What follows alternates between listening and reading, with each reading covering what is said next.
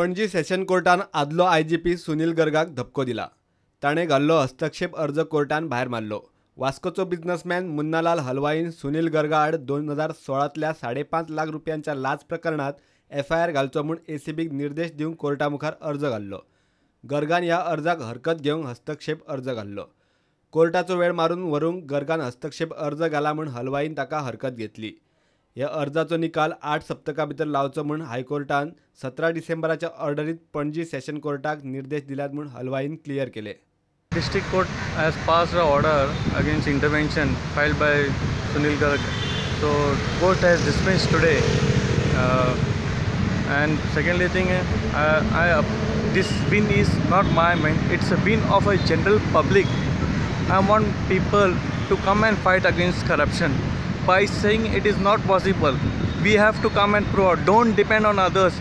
Please come and fight. It is.